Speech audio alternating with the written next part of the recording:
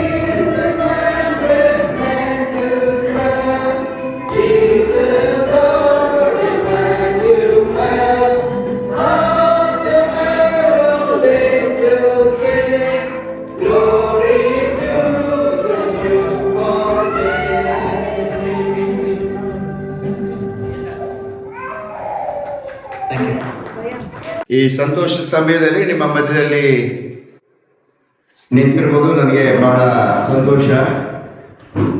ನಿಮ್ಮೆಲ್ಲರಿಗೂ ಗೊತ್ತಿರುವ ಮೇರೆಗೆ ಈ ದಿವಸ ಕ್ರೈಸ್ತ ಸಮೂಹ ಕ್ರಿಸ್ತ ಜಯಂತಿಯನ್ನ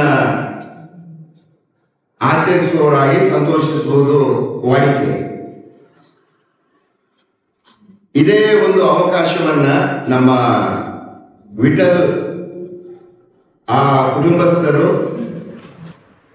ತಮ್ಮ ಪರಿಚಿತರು ಬಂಧುಗಳು ಮತ್ತೆ ಸಭೆಯವರ ಜೊತೆಯಲ್ಲಿ ತಮ್ಮ ಸಂತೋಷವನ್ನ ಹಂಚಿಕೊಳ್ಳಿಕ್ಕೋಸ್ಕರವಾಗಿ ಈ ಕೂಟವನ್ನು ಏರ್ಪಡಿಸಿದ್ದಾರೆ. ನಿಮ್ಮೆಲ್ಲರಿಗೂ ಒಂದು ಪ್ರಶ್ನೆ ಬರಬಹುದು, ಏನು ಒಂದು ಮಗು ಹುಟ್ಟಿದ್ದಕ್ಕೆ ಇಷ್ಟೆಲ್ಲ ಸಂಭ್ರಮಿಸಬೇಕಾ? ಒಂದು ವೇಳೆ ನಮ್ಮ ಮನೆಗಳಲ್ಲಿ ಮಕ್ಕಳು ಹುಟ್ಟುವಾಗ ಸಂಭ್ರಮಿಸ್ತೇವೆ, ಆ ಸಂಭ್ರಮ ಕೆಲವು ಕ್ಷಣಗಳಿಗೆ ಮಾತ್ರ. ಆದರೆ ಈ ಕ್ರೈಸ್ತರು ಯಾಕೆ ಇಷ್ಟೊಂದು ಸಂಭ್ರಮಿಸ್ತಾರೆ? ಇದ್ರ ಹಿನ್ನೆಲೆ ಯಾಕೆ ನಾವು ಸಂಭ್ರಮಿಸಬೇಕು? ಯಾವ ರೀತಿಯಲ್ಲಿ ಸಂಭ್ರಮಿಸಬೇಕು? ಅದರಿಂದ ನಾವು ಮೊದಲನೇ ಕ್ರಿಸ್ಮಸ್ಗೆ ನಿಮ್ಮನ್ನ ಕರ್ಕೊಂಡು ಹೋಗ್ತೇನೆ. ಯೇಸು ಸ್ವಾಮಿ ಹುಟ್ಟಿದಾಗ ಪರಲೋಕದಿಂದ ದೇವದೂತರು ಬಂದು ಆ ಕುರಿ ಕಾಯುವಂತ ಕುರುಬರಿಗೆ ಒಂದು ಸಂದೇಶವನ್ನು ಕೊಟ್ಟರು. ಆ ಒಂದು ಮಗು ಹುಟ್ಟುತ್ತಾ ಇದೆ, ಯಾಕೆ ಹುಟ್ಟುತ್ತಾ ಇದೆ ಆ ಮಗು? ಆ ಮಗುವಿಂದ ನಿಮಗೆ ಏನು ಪ್ರಯೋಜನ? ಯಾವ ಮಗು ಅದು? ಏನು ವಿಶೇಷತೆ ಎಂಬ ಬಗ್ಗೆ ಒಂದು ಸಂದೇಶವನ್ನು ಕೊಟ್ಟರು. ಆ ಸಂದೇಶ ಏನು ಎಂಬುದನ್ನು ನಾನು ನಿಮ್ಮ ಮುಂದೆ ಓದಿಸಲಿಕ್ಕೆ ಪ್ರಯತ್ನ ಮಾಡ್ತೇನೆ. ಲೂಕನ ಬರೆದ ಸುವಾರ್ತೆ 2ನೇ ಅಧ್ಯಾಯ. ಸತ್ಯವೇದದಲ್ಲಿ ಲೂಕನ ಬರೆದ ಪುಸ್ತಕ ಅಧ್ಯಾಯ 2 10 ಮತ್ತೆ 11ನೇ ವಚನ. ಹೆದರಬೇಡಿರಿ, ಕೇಳಿರಿ, ಗಮನಿಸ್ರಿ. ಪರಲೋಕದಿಂದ ಬಂದ ದೇವದೂತನು, ಆ ದೂತನು ಆ ಜನರಿಗೆ ಏನು ಸಂದೇಶವನ್ನು ಕೊಟ್ಟನು? ಆ ದೂತನು ಅವರಿಗೆ ಹೆದರಬೇಡಿರಿ, ಕೇಳಿರಿ, ಜನರಿಗೆಲ್ಲ ಮಹಾ ಸಂತೋಷವನ್ನುಂಟು ಮಾಡುವ ಶುಭ ಸಮಾಚಾರವನ್ನ ನಿಮಗೆ ತಿಳಿಸುತ್ತೇನೆ.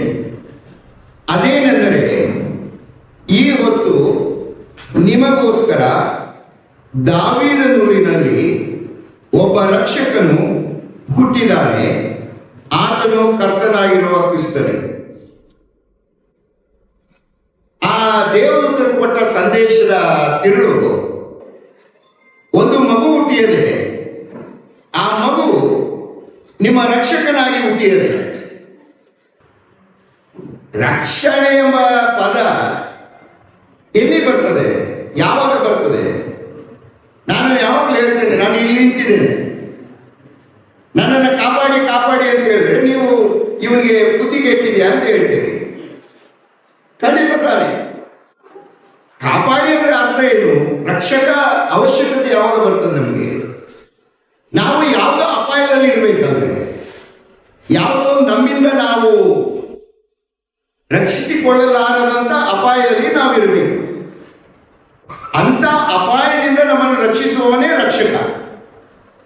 ಈಗ ದೇವದೂತರು ಬಂದು ಒಂದು ಸಂದೇಶವನ್ನು ಕೊಡ್ತಾರೆ. ಇವತ್ತೊಂದು ಮಗು ಹುಟ್ಟಿಯದೆ, ಆ ಮಗು ರಕ್ಷಕನಾಗಿ ಹುಟ್ಟಿದಾನೆ. ಜನರಿಗೆಲ್ಲ ಸಂತೋಷ, ಜನರಿಗೆಲ್ಲ ರಕ್ಷಣೆ ಕೊಡುವಂತ ಒಂದು ಮಗು ಪರಲೋಕದಿಂದ ದೇವರು ಕಳಿಸಿಕೊಟ್ಟಿದ್ದಾನೆ. ಈ ಲೋಕಕ್ಕೆ ಮನುಷ್ಯನಾಗಿ ಬಂದಿದ್ದಾನೆ. ಹಾಗಾದರೆ ಯಾವ ಅಪಾಯದಲ್ಲಿದ್ದೇವೆ ನಾವು? ಯಾವ ಮನುಷ್ಯನು ಯಾವ ಅಪಾಯದಲ್ಲಿದ್ದಾನೆ? ಯಾವ ರಕ್ಷಕನಾಗಿ ಈತನು ಬಂದನು? ಏನು ರಕ್ಷಣೆ ಕೊಡ್ಲಿಕ್ಕೆ ಬಂದನು?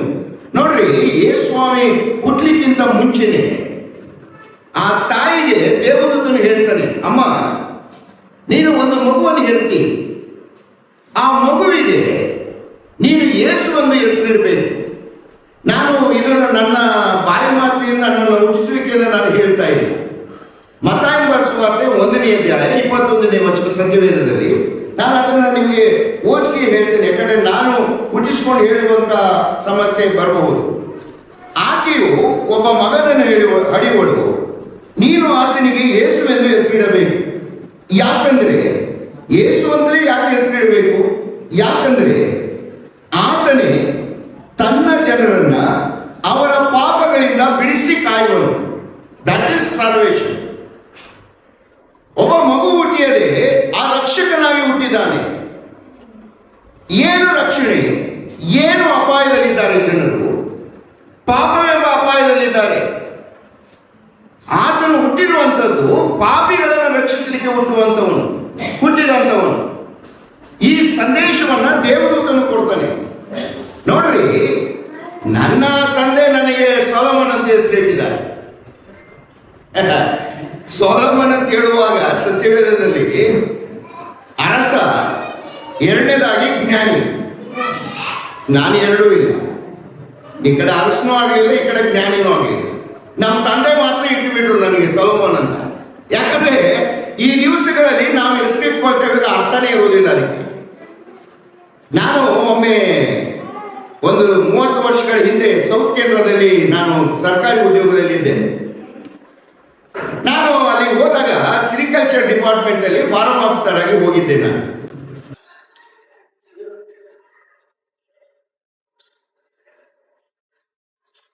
ಆ ಫಾರ್ಮ್ ಅಲ್ಲಿ ಒಂದು 150 ಜನ ಲೇಬರ್ಸ್ ಇದ್ರು. ಅನೇಕ ಪಂಗಡಗಳ, ಅನೇಕ ಸಮೂಹಕ್ಕೆ ಸೇರಿದಂತ ಲೇಬರ್ಸ್ ಇದ್ರು. ಒಮ್ಮೆ ನಾನು ಅದೇ ಸ್ಥಳದಲ್ಲಿ, ಆ ದಕ್ಷಿಣ ಕನ್ನಡದಲ್ಲಿ ಒಂದು ರೂಮ್ ಮಾಡ್ಕೊಂಡಿದ್ದೆ. ನನ್ನ ರೂಮಿನ ಬಳಿಯಲ್ಲಿ ಒಂದು 50 ಜನ, ಒಂದು ಪಂಗಡದ ಜನ ನಿಂತಿದ್ದಾರೆ. ಸಂಜೆ ನಾನು ಹೋಗುವಾಗ ನನಗೆ ಆಶ್ಚರ್ಯ ಆಯಿತು. ಇದು ನಮ್ಮ ಪಂಗಡ ಅಲ್ಲ. ಆ ಪಂಗಡ ಜನರು ನನ್ನನ್ನು ಏನೇ ಕೇಳಿದ್ರು, ಸರ್ ನೀವು ಪ್ರೇಯರ್ಗೆ ಬರಲಿಲ್ಲ, ಬಂದು ಇಷ್ಟು ದಿವಸ ಆಯಿತು.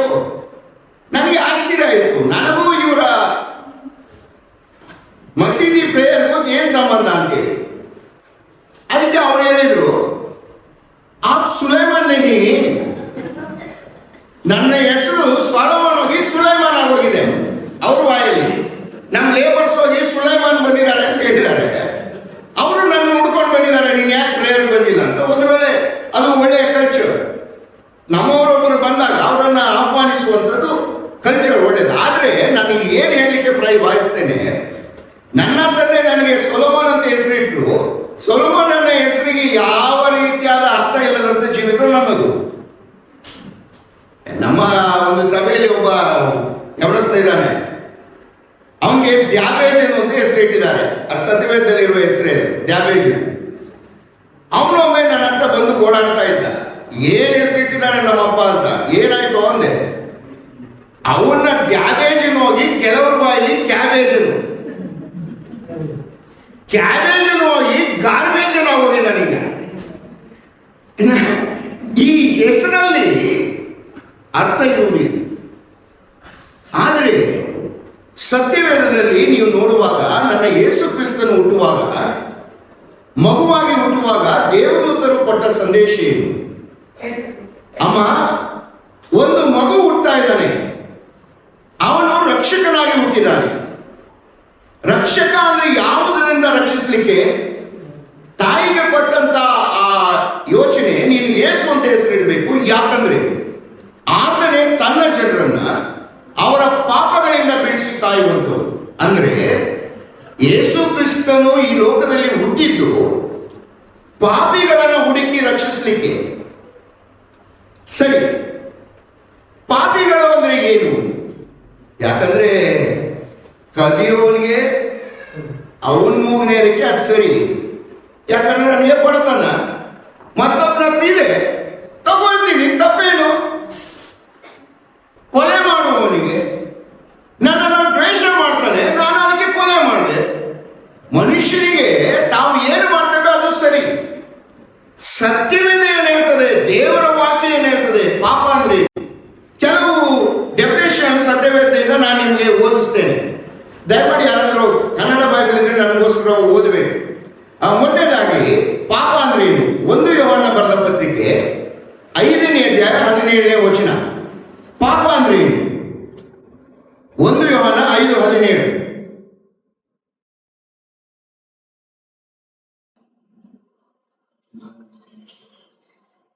ನೀತಿಗೆ ವಿರುದ್ಧವಾದದ್ದೆಲ್ಲ ಪಾಪವಾಗಿದೆ. ಗಮನಿಸಿ, ನೀತಿಗೆ ವಿರುದ್ಧವಾದದ್ದೆಲ್ಲವೂ ಪಾಪವಾಗಿದೆ. ಆದರೂ ಮರಣ ಸರಿ ಬಿಡ್ರಿ. ನೀತಿ ಅಂದ್ರೆ ಏನು? ದೇವರ ಯೋಚನೆಗೆ ವಿರುದ್ಧವಾದದ್ದೆಲ್ಲವೂ ಪಾಪವೇ. ನೀವು ಸತ್ಯವೇದದಲ್ಲಿ ಒಂದು ಪುಸ್ತಕ ಇದೆ, ಮತ್ತಾಯನ ಬರೆದ ಸುವಾರ್ತೆ 5ನೇ ಅಧ್ಯಾಯ 21-23 ವಚನದಲ್ಲಿ ನಾವು ಓದ್ತೇವೆ. ಯೇಸು ಸ್ವಾಮಿ ಏನ್ ಹೇಳ್ತಾನೆ? ನರಹತ್ಯೆ ಮಾಡಬಾರದು ಎಂಬುದಾಗಿ ಹೇಳಿಯದೆ ಎಂಬುದಾಗಿ ನೀವು ಕೇಳಿದ್ದೀರಷ್ಟೇ. ಆದ್ರೆ ನಾನು ನಿಮಗೆ ಏನ್ ಹೇಳ್ತೇನೆ, ಒಬ್ಬ ಸಹೋದರನನ್ನು ನೋಡಿ ಚೀನೀಚ ಅಂದ್ರೆ ಅವನು ತೀರ್ಪಿಗೆ ಗುರಿಯಾಗ್ತಾನೆ. ಮೂರ್ಖ ಅಂದ್ರೆ ಅಗ್ನಿ ನರಕಕ್ಕೆ ಹೋಗ್ತಾನೆ. ದೇವರ ದೃಷ್ಟಿಯಲ್ಲಿ ಒಬ್ಬ ಮನುಷ್ಯನನ್ನ, ಸಹೋದರ ಸಹೋದರಿಯನ್ನ ಮನಸ್ಸಿನಲ್ಲೇ ದ್ವೇಷ ಮಾಡಿದ್ರೆ it is equal to murder, ಕೊಲೆಗೆ ಸಮಾನ ಅಂತ ಸತ್ಯವೇದ ಹೇಳ್ತದೆ. ಹೋಗಲಿ, 1 ಯೋಹಾನ ಬರೆದ ಪತ್ರಿಕೆ 3ನೇ ಅಧ್ಯಾಯ 15ನೇ ವಚನ. ಸತ್ಯವೇದದಲ್ಲಿರುವ ಆ ಪಾಪ ಅನ್ನೋದಕ್ಕೆ ಇರುವಂತ, ಅಥವಾ ಕೊಲೆಗಾರನು ಯಾರು ಕೊಲೆಗಾರ ಎಂಬುದಕ್ಕೆ ಇರುವಂತಹ ಸಂದೇಶ ಏನಿದೆ? 1 ಯೋಹಾನ 3:15. ತನ್ನ ಸಹೋದರನನ್ನು ದ್ವೇಷಿಸುವವನು ಕೊಲೆಗಾರನಾಗಿದ್ದಾನೆ. ಆಮೇಲೆ ಮತ್ತು ಯಾವ ಕೊಲೆಗಾರನಲ್ಲಿಯೂ ನಿತ್ಯ ಜೀವವು ಮತ್ತು ಯಾವ ಕೊಲೆಗಾರನಿಗೂ ಸ್ವರ್ಗವು ಪ್ರಾಪ್ತವಾಗುವುದಿಲ್ಲ. ಖಂಡಿತ ಇಲ್ಲ. ನಾವೇನ್ ತಿಳ್ಕೊಳ್ತೇವೆ, ಕೋಲ್ಡ್ ಬ್ಲಡೆಡ್ ಮರ್ಡರರ್ಸ್, ಅವರು ಮಾತ್ರ ಮರ್ಡರರ್ಸ್ ಅಂತ ನಾವು ಭಾವಿಸ್ತೇವೆ. ಸತ್ಯವೇದ ಹೇಳ್ತದೆ, ದೇವರ ದೃಷ್ಟಿಯಲ್ಲಿ, ಮನುಷ್ಯನ ದೃಷ್ಟಿಯಲ್ಲಿ ಒಬ್ಬ ವ್ಯಕ್ತಿಯನ್ನ ನೇರವಾಗಿ ಕೊಂದವನು ಕೊಲೆಗಾರ. ಆದ್ರೆ ದೇವರ ನಿಯಮದಲ್ಲಿ, ದೇವರ ದೃಷ್ಟಿಯಲ್ಲಿ ಒಬ್ಬ ಮನುಷ್ಯನನ್ನ ಹೃದಯದಲ್ಲಿ, ಮನಸ್ಸಿನಲ್ಲಿ ನಾವು ದ್ವೇಷ ಮಾಡಿದ್ರೆ ನಾವು ಕೊಲೆಗಾರರಾಗಿದ್ದೇವೆ. ಈ ಯಾವ ಕೊಲೆಗಾರನು ಕರ್ತನ ರಾಜ್ಯವಾದಂತ ಸ್ವರ್ಗ ಅಥವಾ ಪರಲೋಕಕ್ಕೆ ಸೇರಲಿಕ್ಕೆ ಸಾಧ್ಯತೆ ಇಲ್ಲ. ನೋಡ್ರಿ, ಪಾಪ ಅಂತ ಹೇಳುವಾಗ ಸತ್ಯವೇದ ಕೊಡುವಂತ ಮೊದಲನೇ ಡೆಫಿನೇಷನ್, ದೇವರ ನಿಯಮಕ್ಕೆ ವಿರುದ್ಧವಾದದ್ದೆಲ್ಲವೂ ಪಾಪವೇ, ನೀತಿಗೆ ವಿರುದ್ಧವಾದದ್ದೆಲ್ಲವೂ ಪಾಪವೇ. ಒಂದು. ಎರಡನೇದು, ಪಾಪ ಅಂದ್ರೆ ಏನು? ಯೋಹಾನ ಬರೆದ ಸುವಾರ್ತೆ 16ನೇ ಅಧ್ಯಾಯ, ಯೋಹಾನ ಬರೆದ ಸುವಾರ್ತೆ 16ನೇ ಅಧ್ಯಾಯ 8 ಮತ್ತು 9ನೇ ವಚನ.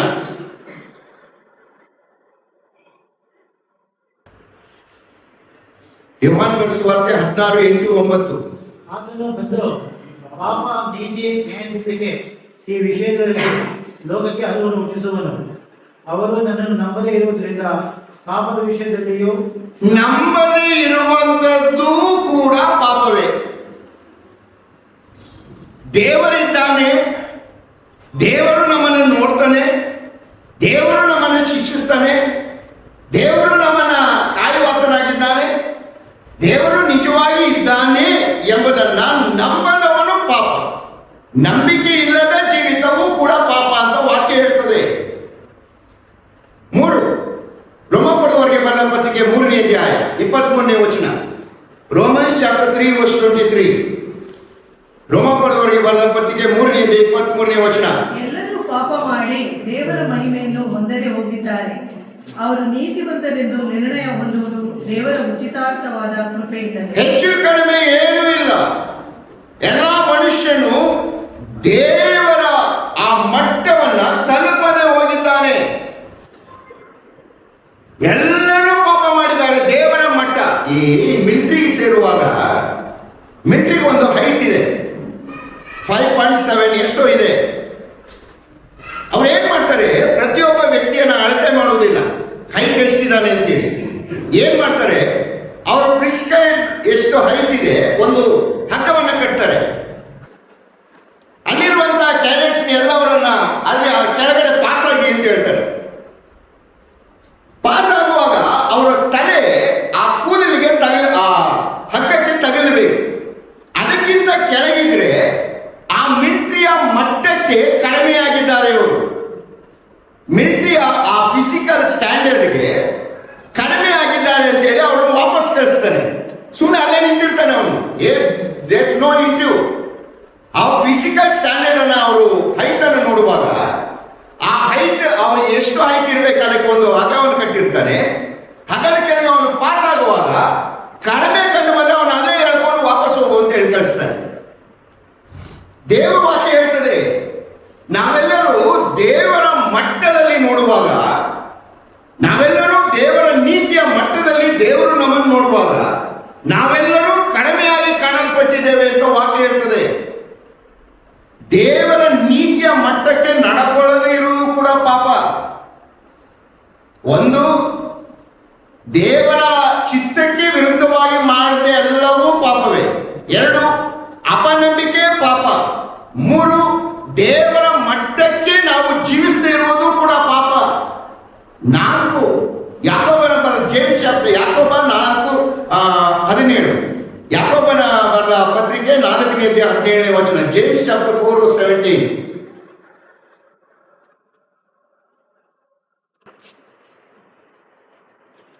ಯಾಕೋಬ 4:17. ಹೀಗಿರುವುದರಿಂದ ಒಳ್ಳೆಯದನ್ನು ಮಾಡಬೇಕೆಂದು ತಿಳಿದು ಅದನ್ನು ಮಾಡದೇ ಇರುವವನು ಪಾಪಕ್ಕೆ ಒಳಗಾಗಿದ್ದಾನೆ. ಬೇರೆ, ನೀವು ಪಾಪ ಮಾಡೋದು ಬಿಟ್ಬಿಡಿ. ಆ ಕಡೆ ಒಳ್ಳೆಯದನ್ನ ಮಾಡಬೇಕೆಂದು ತಿಳಿದು ಅದನ್ನ ಮಾಡದೇ ಇದ್ರೆ ನೀನು ಪಾಪಿ. ಸತ್ಯವೇದ ಹೇಳ್ತದೆ. ಒಮ್ಮೆ ಒಬ್ಬ ಮರ್ಡರ್ ಮಾಡಬೇಕ. ಮರ್ಡರ್ ಮಾಡುವಾಗ ಅಲ್ಲಿ ಒಬ್ಬ ವ್ಯಕ್ತಿ ನಿಂತಿದ್ದ. ಅವನ ಐ ವಿಟ್ನೆಸ್. ಇವನು ಹಿಡ್ಕೊಂಡು ಪೊಲೀಸ್ನವರು, ಬಾ ನೀ ವಿಟ್ನೆಸ್ ಹೇಳಬೇಕು ಅಂತ. ಸರಿ, ಕೋರ್ಟ್ಗೆ ಕರ್ಕೊಂಡು ಹೋದ್ರು. ಕೋರ್ಟ್ಗೆ ಹೋಗುವಾಗ ಕೈದಿ ಅವನನ್ನು ಕರ್ಕೊಂಡು ಬರುವಾಗ ಅವನು ಹೇಳ್ತಾನೆ, ನಾನು ನನ್ನ ವಿರುದ್ಧವಾಗಿ ಹೇಳಿದೆ, ಹೊರಗಡೆ ಒಂದು ಕತ್ತರಿಸಾಕ್ಬಿಡ್ತೀನಿ ಅಂತ ಹೇಳ್ಬಿಡ್ತಾನೆ. ಸರಿ, ಇವನೇನ್ ಮಾಡ್ದ, ಹೋಗಿ ಕೋರ್ಟ್ ಕಟ್ಟಕಟ್ಟೆಯಲ್ಲಿ ನಿಂತ್ಕೊಂಡ ಸಾಕ್ಷಿ ಕರೆಸ್ಲಿಕ್ಕೆ. ಜಡ್ಜ್ ಮುಂದೆ ಆ ನ್ಯಾಯವಾದಿ ಕೇಳ್ದ, ಏನಪ್ಪ ನೀನು ಅಲ್ಲಿದ್ಯಾ? ಹ್ಞೂ ಸ್ವಾಮಿ, ಅಲ್ಲಿದ್ದೆ. ಇವನ್ ಕೊಲೆ ಮಾಡದ್ನ. ಸ್ವಾಮಿ, ನಾನಲ್ಲಿ ನಿಂತಿದ್ದೆ, ಇವನು ಅಲ್ಲಿ ನಿಂತಿದ್ದ. ನಾನು ಇನ್ನೇನು ನೋಡ್ತಾ ಇದ್ದೆ, ಅಷ್ಟೊತ್ತಿಗೆ ಒಂದು ಸುಂಟ್ರು ಗಾಳಿ ಬಂತು ಸ್ವಾಮಿ. ಆ ಧೂಳು ಕಣ್ಣಿಗೆಲ್ಲ ತುಂಬಿಕೊಂಡು ಕಣ್ಣು ಮುಚ್ಕೊಂಡು ತೆಗಿಲಿ ಅಷ್ಟೇ ಒಂದು ದಮ್ ಅಂತ ಶಬ್ದ ಬಿಂತು. ಅವನು ಸತ್ತಿದ್ದ, ಇವನು ನಿಂತಿದ್ದ. ಇಷ್ಟು ಗೊತ್ತು ಸ್ವಾಮಿ, ಯಾರ್ಯಾರು ಹೊಡೆದಂತ ಗೊತ್ತಾಗಿಲ್ಲ. ಧೂಳು ಕಾರಣ ಏನು? ಇವನು ಹೊರಗಡೆ ಬರೋ ಇವನು ಕತ್ತರಿಸಿಬಿಡ್ತಾನೆ. ಸತ್ಯವೇದ ಹೇಳ್ತದೆ, ಸತ್ಯವನ್ನ ತಿಳಿದು ಅದನ್ನ ತಿಳಿಸದೇ ಇದ್ರೆ, ಒಳ್ಳೆಯದನ್ನ ತಿಳಿದು ಅದನ್ನ ಮಾಡದೇ ಇದ್ರೂ ಕೂಡ ಪಾಪ. ಗಮನಿಸ್ರಿ. ಹಾಗಾದ್ರೆ ಪಾಪ ಅಂತ ಹೇಳುವಾಗ ನಾವು ತಿಳ್ಕೊಳ್ತೇವೆ, ದೊಡ್ಡ ದೊಡ್ಡ ಕೊಲೆ ಮಾಡಿದವರು ಪಾಪಿಗಳು ಅಂತ ತಿಳ್ಕೊಳ್ತೇವೆ.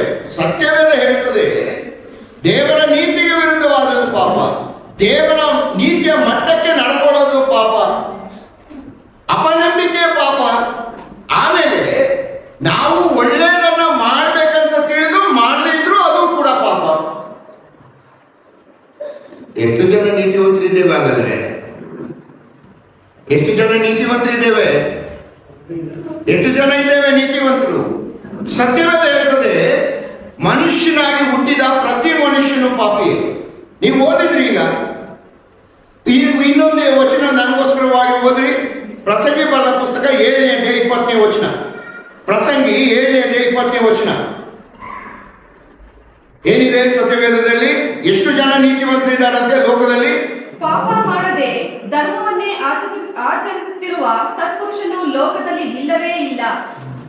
ಪಾಪವನ್ನೇ ಮಾಡದೆ ಧರ್ಮವನ್ನೇ ಆಚರಿಸುವ ಸತ್ಪುರುಷನು ಲೋಕದಲ್ಲಿ ನೆವರ್ ನನ್, ಇಲ್ಲವೇ ಇಲ್ಲ. ನೀನು ಪಾಪ ಇಲ್ಲ ಅಂತ ಹೇಳಿದ್ರೆ ಅದೇ ದೊಡ್ಡ ಪಾಪ. ಸತ್ಯವೇದ ಹೇಳ್ತದೆ. 1:8 ಓದ್ತೀರಿ, ನಮ್ಮಲ್ಲಿ ಪಾಪ ಇಲ್ಲ ಅಂತ ಹೇಳಿದ್ರೆ ನೀನು ಸುಳ್ಳುಗಾರ, ನಿನ್ನಲ್ಲಿ ಸತ್ಯವೆಂಬುದು ಇಲ್ಲ. ಈ ವರ್ಷದ ಗ್ರೇಟೆಸ್ಟ್ ಪಾಪ ಅಂದ್ರೆ ನನ್ನಲ್ಲಿ ಪಾಪ ಇಲ್ಲ ಅಂತ ಹೇಳೋದೇ ದೊಡ್ಡ ಪಾಪ. ಪ್ರತಿ ಮನುಷ್ಯನು ಪಾಪಿ ಅಂತ ಸತ್ಯವೇದ ಹೇಳ್ತದೆ. ನೀವು ಓದ್ಕೊಳ್ರಿ, ಕೀರ್ತನೆ 14:3 ಮತ್ತೆ ರೋಮಾಪುರದವರಿಗೆ ಬರೆದ ಪತ್ರಿಕೆ 3:23 ವಚನ. ಸರಿ, ನಾವು ಹೇಗೆ ಪಾಪಿಗಳು? ಎರಡು ರೀತಿ. ಒಂದು ಕೀರ್ತನೆ ಬರೆದ ಪುಸ್ತಕ 51:5 ವಚನ. ಕೀರ್ತನೆ 51:5. ಹುಟ್ಟಿದಂದಿನಿಂದ ನಾನು ಪಾಪಿಯೇ, ಮಾತೃ ಗರ್ಭವನ್ನು ಹೊಂದಿದ ದಿನದಿಂದ ದ್ರೋಹಿಯೇ. ಸತ್ಯವೇದ ಹೇಳ್ತದೆ, ಪ್ರತಿ ಮನುಷ್ಯನು ಹುಟ್ಟುವಾಗಲೇ ಪಾಪಿಯಾಗುತ್ತಾನಂತೆ. ಅದಕ್ಕೆ ಕಾರಣ ಉಂಟು. ಪ್ರತಿ ಮನುಷ್ಯನು ಹುಟ್ಟುವಾಗಲೇ ಪಾಪಿಯಾಗಿ ಹುಟ್ಟನೆ. ಕಾರಣ ಏನಂದ್ರೆ ತಂದೆ ತಾಯಿಗಳಾದ ನಾವು ಪಾಪಿಗಳು.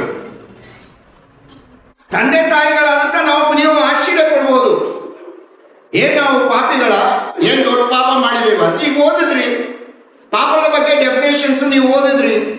ದೇವರ ನೀತಿಗೆ ವಿರುದ್ಧವಾಗಿ ನಡ್ಕೊಳ್ಳೋದು ಪಾಪ, ದೇವರ ನೀತಿಯ ಮಟ್ಟಕ್ಕೆ ಇಲ್ಲದೆ ಇರುವಂತದ್ದು ಪಾಪ, ಒಳ್ಳೆದನ್ನು ಮಾಡ್ಬೇಕಂತ ತಿಳ್ಕೊಂಡು ಮಾಡದೇ ಇರುವುದು ಪಾಪ, ಅಪನಂಬಿಕೆ ಪಾಪ. ಇನ್ನು ರೋಮಾಪುರ 14:23 ಓದುವಾಗ ಸಂಶಯ ಪಟ್ಟು ಕಾರ್ಯ ಮಾಡುವುದು ಪಾಪ. ಹೀಗಿರುವುದರಿಂದ ಪ್ರತಿ ಮನುಷ್ಯನು ತಂದೆ ತಾಯಿಯಾದ ನನ್ನಲ್ಲಿ ನಿನ್ನಲ್ಲೇ ಪಾಪ ಇದೆ. ಈಗ ಒಂದು ಸಣ್ಣ ಮಗು, ಈಗ ನಮ್ಮ ರಿತು ಐರಿನ್ಗೆ ರಿತು ಏನಾದರೂ ಕಳ್ತನ ಮಾಡೋದು ಹೇಳ್ಕೊಡ್ತಾರೆ, ಹಠ ಮಾಡೋದು ಹೇಳ್ಕೊಡ್ತಾರೆ, ಸುಳ್ಳು ಹೇಳೋದು ಹೇಳ್ಕೊಡ್ತೀವ ನಮ್ಮ ಮಕ್ಕಳಿಗೆ.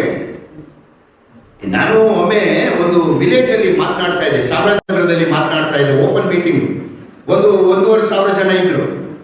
ನಾನು ಮಾತನಾಡುವಾಗ ಪಾಪಿ ಅಂತ, ಎಲ್ಲರೂ ಪಾಪಿಗಳೇ ಸತ್ಯವೇದ ಹೇಳ್ತದೆ ಅಂತ ಹೇಳುವಾಗ ಒಬ್ಬ ಅಜ್ಜಿ ಎದ್ದು ನಿಂತ್ಕೊಂಡು, ಅದೇಂಗೆ ಹೇಳ್ಬಿಟ್ರಿ ನೀವು, ಅದೇಂಗೆ ಹೇಳ್ಬಿಟ್ರಿ, ಏನ್ ಮರ್ಡರೋ ಮಾಡಿದೀನಿ. ಮರ್ಡರ್ನಕ್ಕೂ ಬರಲ್ಲ ಅಜ್ಜಿಗೆ, ಮರ್ಡರೋ.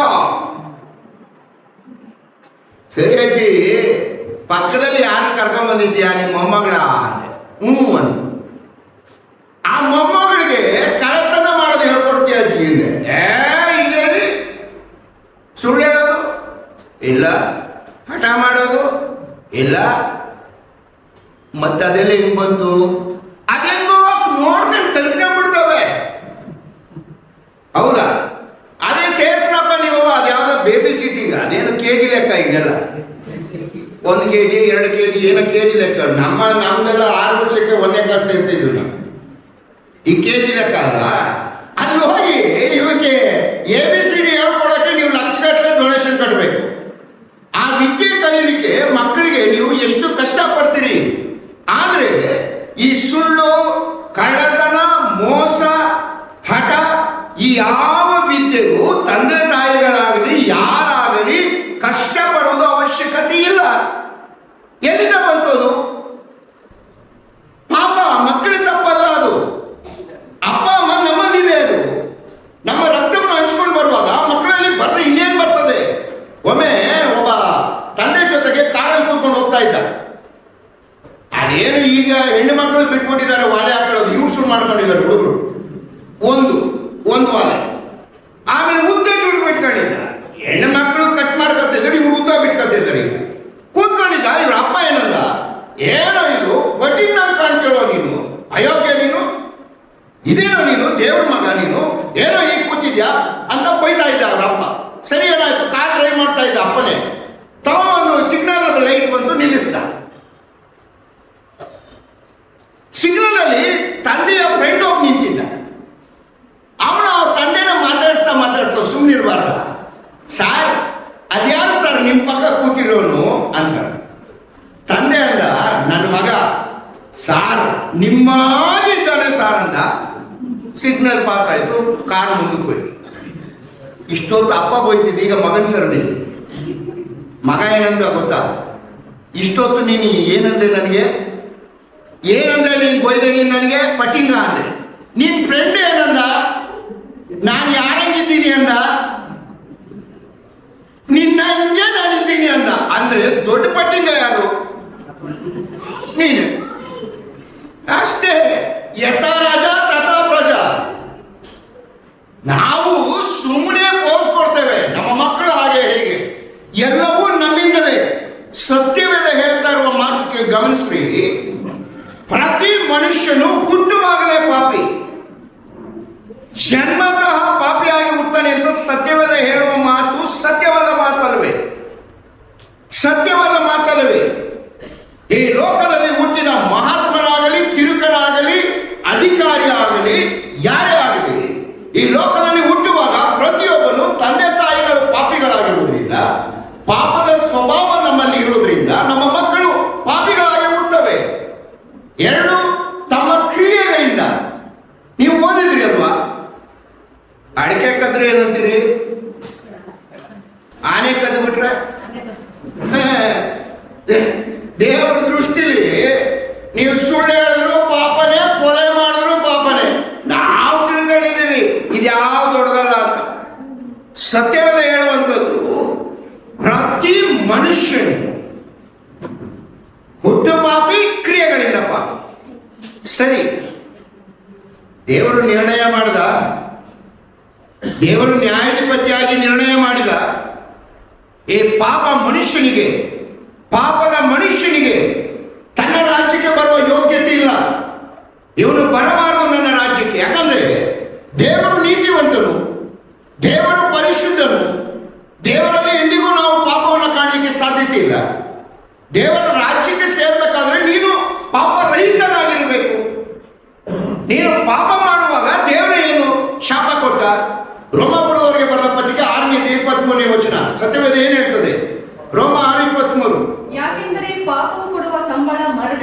ಯಾಕಂದ್ರೆ ಪಾಪವು ಕೊಡುವ ಸಂಬಳ ಮರಣ. ಬೇರೆ ಎಲ್ಲದಕ್ಕೂ ಸಂಬಳ ಕೇಳ್ತೀವಿ ನಾವು. ನಾನು ಸರ್ಕಾರಿ ಉದ್ಯೋಗದಲ್ಲಿದೆ, ನಮ್ಮದು ರಿಕ್ರೂಟಿಂಗ್ ಬಾಡಿ. ಈಗ ರಿಟೈರ್ಡ್ ಆಗಿದ್ದೇನೆ ಬಿಡಿ. ನಾವು ಓವರ್ ಟೈಮ್ ಮಾಡಿದ್ರೆ ನಮಗೆ ರೆನ್ಯುರೇಷನ್ ಕೊಡಬೇಕು, along with salary. Over time ಕೊಡಬೇಕು ನಮಗೆ. ಸಂಬಳ ಬಯಸ್ತೇವೆ, ಎಲ್ಲದಕ್ಕೂ ಸಂಬಳ ಬಯಸ್ತೇವೆ, ಒಳ್ಳೇದೇ. ಆದರೆ ವಾಕ್ಯ ಏನ್ ಹೇಳ್ತದೆ? ಪಾಪಕ್ಕೆ ದೇವರು ಒಂದು ಸಂಬಳವನ್ನು ನಿರ್ಧಾರ ಮಾಡಿದ್ದಾನೆ. ನೀತಿಯ ನ್ಯಾಯಾಧಿಪತಿಯಾದಂಥ ದೇವರು ಪಾಪ ಕೊಡುವ ಸಂಬಳ ಮರಣ. ಮರಣ ಅಂದ್ರೆ ದೈಹಿಕ ಮರಣ ಅಲ್ಲ, ಶಾಶ್ವತವಾದ ಮರಣ. ನೋಡ್ರಿ, ದೇವರು ಮನುಷ್ಯನಿಗೆ ಎಂದಿಗೂ ಕೂಡ ನರಕವನ್ನಾಗಲಿ ಶಾಶ್ವತ ಮರಣವನ್ನಾಗಲಿ ನಿರ್ಧರಿಸಲಿಲ್ಲ. ಎಂದಿಗೂ ಮನುಷ್ಯನನ್ನ ದೇವರು ಯೋಚನೆ ಮಾಡಲಿಲ್ಲ ನರಕದ ಬಗ್ಗೆ. ಹೋದ್ರಿ ಮತ್ತಾಯ 25:41 ಏನು ವಾಕ್ಯ ಹೇಳ್ತದೆ? ಸತ್ಯವೇದ ಹೇಳ್ತದೆ, ನರಕವನ್ನ ದೇವರು ಮನುಷ್ಯನನ್ನ ಯೋಚನೆಯಲ್ಲಿಟ್ಟು ನರಕವನ್ನ ಆತನು ಎಂದಿಗೂ ಸೃಷ್ಟಿ ಮಾಡಲೇ ಇಲ್ಲ. ಮತ್ತಾಯ 25:41 ನಿಮಗೆ ಸತ್ಯವಾಗಿ ಹೇಳುತ್ತೇನೆ ಅನ್ನುವನು. ಆಮೇಲೆ ಆತನು ಎಡಗಡೆಯವರಿಗೆ ಶಾಪಗ್ರಸ್ತರೇ, ನನ್ನನ್ನು ಬಿಟ್ಟು ಪಿಶಾಚನಿಗೂ ಅವನ ದೂತರಿಗೂ ಸಿದ್ಧ ಮಾಡಿರುವ ನಿತ್ಯ ಬೆಂಕಿಯೊಳಗೆ ಹೋಗಿರಿ. ಪಿಶಾಚನಿಗೂ ಅವನ ದೂತರಿಗೂ, ದೆವ್ವಗಳಿಗೆ ಮತ್ತೆ ಅವರ ಒಡೆಯನಾದ ಸೈತಾನಿಗೆ ದೇವರು ಸೃಷ್ಟಿ ಮಾಡಿರುವಂತದ್ದು ನರಕ, ನಮಗಲ್ಲ. ಬಟ್ ನಾವೇನ್ ಮಾಡ್ತಾ ಇದ್ದೇವೆ? ಸೈತಾನನ ಹಿಂಬಾಲಿಸುವ ಮೂಲಕ ನಾವಾಗಿ ನರಕಕ್ಕೆ ಹೋಗ್ತಾ ಇದ್ದೇವೆ. ದೇವರೇನು ಹೇಳ್ತಾನೆ? ಪಾಪ ಮಾಡುವ ಮನುಷ್ಯನಿಗೆ ತೀರ್ಪೇನು? ಅವನು ನರಕದಲ್ಲಿ ಇರಬೇಕು ಶಾಶ್ವತವಾಗಿ ಸೈತಾನ ಜೊತೆ ತೀರ್ಮಾನ ಮಾಡಿದ. ಆದರೆ ದೇವರು ನಮ್ಮ ಮೇಲೆ ಬಹಳ ಪ್ರೀತಿ ನೀತು ನಮಗೆ ಒಂದು ಮಾರ್ಗವನ್ನು ಸಿದ್ಧ ಮಾಡಿದ. ಈ ನರಕದಿಂದ ನಾವು ತಪ್ಪಿಸಿಕೊಳ್ಬೇಕಾದ್ರೆ ಒಂದು ಮಾರ್ಗವನ್ನು ದೇವರು ಸಿದ್ಧ ಮಾಡಿದ. ಆ ಮಾರ್ಗ ಯಾವುದು? ಇಬ್ರಿಯ ಬರೆದ ಪತ್ರಿಕೆ 9:22. ಇಬ್ರಿಯ ಬರೆದ ಪತ್ರಿಕೆ 9ನೇ ಅಧ್ಯಾಯ 22ನೇ ವಚನ.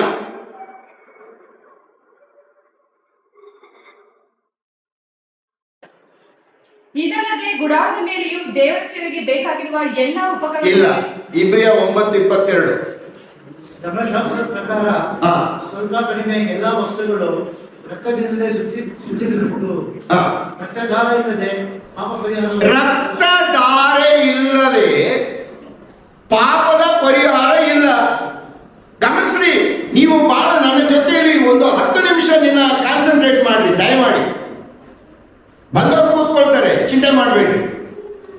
ಕಾನ್ಸಂಟ್ರೇಷನ್ ಯಾಕೆ ನಾನು ಹೇಳ್ತೇನೆ, ನೀವು ದೇವರ ವಾಕ್ಯವನ್ನು ಅರ್ಥ ಮಾಡಿಕೊಳ್ಬೇಕು. ಈಗ ನೋಡ್ರಿ, ಮನುಷ್ಯನು ಪ್ರತಿಯೊಬ್ಬನು ಪಾಪಿ, ಹುಟ್ಟು ಪಾಪಿ, ಕ್ರಿಯೆಗಳಿಂದ ಪಾಪಿ. ಈ ಪಾಪಿ ಮನುಷ್ಯನಿಗೆ ದೇವರು ಕೊಟ್ಟ ತೀರ್ಪೇನು? ಪ್ರತಿ ಮನುಷ್ಯನು ನರಕಕ್ಕೆ ಹೋಗ್ಬೇಕು. ಸೈತಾನಿಗೆ ಅವನ ದೂತನ ಹಿಂಬಾಲಿಸುವವರಾಗಿರುವುದರಿಂದ ಇವರು ನನ್ನ ರಾಜ್ಯಕ್ಕೆ ಪರಲೋಕಕ್ಕೆ ಬರಲಿಕ್ಕೆ ಸಾಧ್ಯತೆ ಇಲ್ಲ, ಸ್ವರ್ಗಕ್ಕೆ ಬರಲಿಕ್ಕೆ ಸಾಧ್ಯತೆ ಇಲ್ಲ. ಪಾಪವು ಅವರಲ್ಲಿ ಇರುವುದರಿಂದ ಅವರು ಸೈತಾನ ಜೊತೆಯಲ್ಲಿ ಶಾಶ್ವತವಾದ ಬೆಂಕಿಗನಕರೆ ನರಕದಲ್ಲಿ ಇರಬೇಕು. ತೀರ್ಮಾನ ಮಾಡಿದಂತ ಪರಿಶುದ್ಧನಾದ ದೇವರು ನಮ್ಮ ಮೇಲೆ ಕನಿಕರ ಇಟ್ಟು ಒಂದು ಮಾರ್ಗವನ್ನು ಸಿದ್ಧ ಮಾಡಿದ, ನರಕದಿಂದ ಬಿಡಿಸಿಕೊಳ್ಳಿಕ್ಕೆ. ನಮಗೆ ಆ ನರಕದಿಂದ ಬಿಡಿಸಿಕೊಳ್ಬೇಕಾದ್ರೆ ನನ್ನಲ್ಲಿ ಪಾಪವು ಹೋಗ್ಬೇಕು. ಪಾಪವು ಹೋಗ್ಬೇಕಾದ್ರೆ ಒಂದು ಮಾರ್ಗ, ಅದೇನಂದ್ರೆ ರಕ್ತಧಾರೆ. ನಿಮಗೆ ಇದು ಅರ್ಥ ಆಗುವುದಿಲ್ಲ ಹೇಳಿದ್ರೆ. ಲೋಕದ ಕಾನೂನು ಏನಿದೆ? ಲೋಕದಲ್ಲಿ ಒಬ್ಬ ವ್ಯಕ್ತಿ ಮರ್ಡರ್ ಮಾಡಿದ ಅಂತ ತಿಳ್ಕೊಳ್ಳಿ. ಮರ್ಡರ್ ಮಾಡುವಾಗ ಅವನನ್ನು ತಗೊಂಡೋಗಿ ಜೈಲಲ್ಲಿ ಹಾಕ್ತಾರೆ. ಹಾಕುವಾಗ ಅವನನ್ನು ಬಿಡಿಸಬೇಕಾದ್ರೆ, ಜಾಮೀನು ಕೊಡಬೇಕಾದ್ರೆ ಒಬ್ಬ ವ್ಯಕ್ತಿ ಹೋಗ್ಬೇಕು. ಆ ವ್ಯಕ್ತಿಯ ಹಿನ್ನೆಲೆ ಏನಿರಬೇಕು? ಜಾಮೀನು ಕೊಡ್ಲಿಕ್ಕೆ ಹೋದ ವ್ಯಕ್ತಿ ಪಾಪ ರಹಿತನು, ಕ್ರಿಮಿನಲ್ ರೆಕಾರ್ಡ್ ಇರಬಾರದು. ಹೌದಲ್ವೇ? ಲೋಕದ ಕಾನೂನು ಸ್ಪಷ್ಟ ಇದೆ ಅಲ್ವಾ ನಮಗೆ? ಲೋಕದ ಕಾನೂನು ಹೀಗಿರುವುದಾಗಿದ್ರೆ ದೇವರ ಕಾನೂನು ಬೇರೆ ಇರ್ಲಿಕ್ಕಾಗ್ತದ? ಹೇಳ್ರಿ, ಮನುಷ್ಯನ ಕಾನೂನೇ ಇಷ್ಟು ಸ್ಪಷ್ಟವಾಗಿ ಹೇಳ್ತದೆ. ಒಬ್ಬ ಅಪರಾಧಿಯನ್ನ ಬಿಡಿಸಬೇಕಾದ್ರೆ ಒಬ್ಬ ನಿರಪರಾಧಿ ಬೇಕು. ನಿರಪರಾಧಿ ಇಲ್ಲದೆ ಒಬ್ಬ ಅಪರಾಧಿಯನ್ನು ಬಿಡಿಸಲಿಕ್ಕೆ ಸಾಧ್ಯತೆ ಇಲ್ಲ. ದೇವರ ನಿಯಮವೂ ಹಾಗೇನೆ. ಮನುಷ್ಯನು ಪಾಪ ಮಾಡಿದ, ಪಾಪದ ಶಿಕ್ಷೆ ನರಕ. ಆದರೆ ನರಕದಿಂದ ಬಿಡಿಸಬೇಕಾದ್ರೆ ಒಬ್ಬ ಪಾಪಿ ರಹಿತನಾದ ಒಬ್ಬ ವ್ಯಕ್ತಿ ಬೇಕು. ರಕ್ತ ಅಂದ್ರೆ ಜೀವ, ಒಂದು ಜೀವ ಬೇಕು. ಆ ವ್ಯಕ್ತಿ ಹೇಗಿರಬೇಕು? ಪಾಪ ರಹಿತನಾಗಿರ್ಬೇಕು.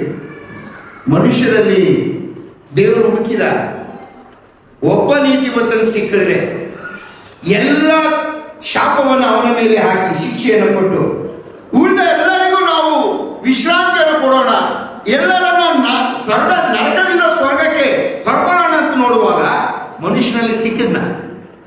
ಯಾಕೆ ಸಿಕ್ಲಿಲ್ಲ? ಎಲ್ಲರೂ ಪಾಪಿಗಳೇ, ಹುಟ್ಟು ಪಾಪಿಗಳ ಆದಿ ತಂದೆ ತಾಯಿ ನೀಡುವುದು. ಈ ಕಾರಣದಿಂದ ದೇವರಾದ ಕರ್ತನು, ನಮ್ಮ ಸೃಷ್ಟಿಕರ್ತನು ಮನುಷ್ಯ ಅವತಾರದಲ್ಲಿ ಈ ಲೋಕಕ್ಕೆ ಬರಬೇಕಾಯಿತು. ಯಾತಕ್ಕೆ? ನಿನಗೆ ನನಗೆ ನರಕದಿಂದ ಬಿಡಿಸಲಿಕ್ಕೆ, ಜಾಮೀನು ಕೊಡ್ಲಿಕ್ಕೆ. ನೋಡ್ರಿ, ಈ ಲೋಕದಲ್ಲಿ ನಾವು ಅನೇಕ ಕಾರ್ಯಗಳನ್ನು ಮಾಡ್ತೇವೆ. ಈ ಕಾನೂನನ್ನು ನಿಮ್ಗೆ ಹೇಳಿದೆ ನಾನು ಇವಾಗ. ನಮ್ಮ ಕಾನೂನು ಏನು ಹೇಳ್ತದೆ? ಒಬ್ಬ ವ್ಯಕ್ತಿ ಅಪರಾಧ ಮಾಡಿದರೆ ಅವನನ್ನು ಬಿಡಿಸಲಿಕ್ಕೆ ಬರುವ ವ್ಯಕ್ತಿ ಅಪರಾಧ ಹಿನ್ನೆಲೆ ಇರಬಾರದು. ಸರಿ, ಈಗ ದೇವರ ನಿಯಮಕ್ಕೆ ನಾವೇನ್ ಮಾಡ್ಕೊಂಡಿದ್ದೇವೆ? ನಾವು ಕೆಲವು ಪರಲೋಕ ಸೇರಲಿಕ್ಕೆ, ಸ್ವರ್ಗಕ್ಕೆ ಹೋಗ್ಲಿಕ್ಕೆ ಅನೇಕ ಮಾರ್ಗಗಳನ್ನು ಕಂಡಿಡ್ಕೊಂಡಿದ್ದೇವೆ. ಸಾಧ್ಯನಾ ಅದು? ನೋಡ್ಬಿಡೋಣ. ಮೊದಲನೇದು ಕೀರ್ತನೆ ಬರೆದ ಪುಸ್ತಕ 50ನೇ ಅಧ್ಯಾಯ. ಕೀರ್ತನೆ ಬರೆದ ಪುಸ್ತಕ 50ನೇ ಅಧ್ಯಾಯ